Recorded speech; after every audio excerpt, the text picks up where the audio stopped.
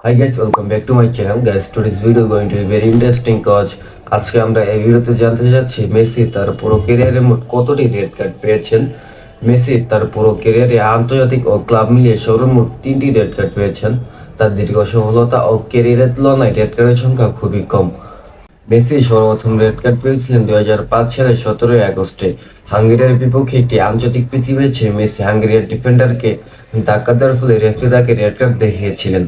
চলুন দেখে নিন লিওনেল মেসির 3টি লাল কার্ডের সময়, তারিখ ও দল সম্পর্কিত বিস্তারিত তথ্য। 17 আগস্ট 2005 এটি ছিল একটি আন্তর্জাতিক প্রীতি ম্যাচ আর্জেন্টিনা বনাম হাঙ্গেরিয়া, এবং এই ম্যাচটি হাঙ্গেরিয়ার বুদাপেস্ট নামে একটি জায়গায় অনুষ্ঠিত হয়েছিল। এই ম্যাচের সেকেন্ড হাফের প্রথম 43 সেকেন্ডে মেসি হাঙ্গেরিয়ার ডিফেন্ডারকে ধাক্কা দেওয়ার ফলে রেফারি তাকে রেড কার্ড দেখিয়েছিলেন। আর্জেন্টিনা বনাম চিলি এটি ছিল কোপা আমেরিকার একটি ম্যাচ, এবং এই ম্যাচটি অনুষ্ঠিত হয়েছিল 27 জুন 2019 সালে ব্রাজিলের সাও পাওলো নামে একটি জায়গায়। এবং এই ম্যাচটিতে প্রথম 37 মিনিটেই মেদেলের সঙ্গে মেসির ধাক্কাধাক্কির পর রেফারি দুজনকে রেড কার্ড দেখিয়েছিলেন।